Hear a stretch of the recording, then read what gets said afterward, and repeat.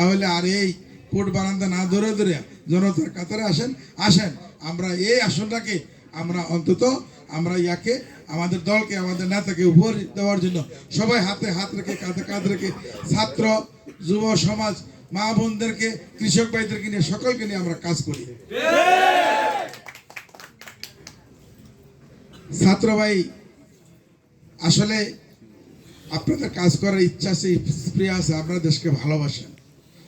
এই দেশকে যে আপনারা ভালোবাসেন বিভিন্ন সময়ে আপনারা রক্ত দিয়ে তা প্রমাণ করেছেন। যদি ছাত্র সমাজ এই ছাত্র দল যদি মাঠে কাজ না থাকতো, কাজ না করতো, তাহলে এই স্বৈরাচার বিদায় হতো না। আমি বলতে চাই আজকের আমরা যে স্বাধীনভাবে কথা বলতে চাই এটা এই ছাত্র সমাজের ছাত্র দলের অবদান।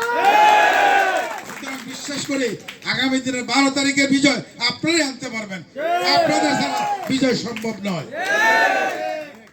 অল্প সময়ের মধ্যে কিভাবে কাজ করবেন সেটা আপনারা দয়া করে চিন্তা ভাবনা করে আপনাদের কাজ করতে হবে।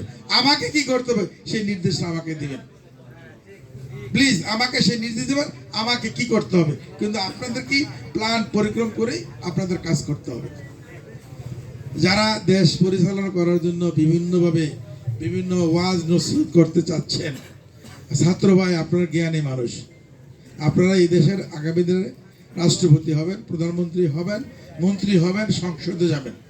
আপনাদের কাছে আমি একটা জিনিস জানতে চাই, আজকে যে এই যে একটা আলো এই যে একটা আলো মানে কি বলা হয় এই যে মত বিনিময় অনুষ্ঠান, এটা কি আগে চিন্তা করছেন না যে একটা মত বিনিময় অনুষ্ঠান করা যাবে?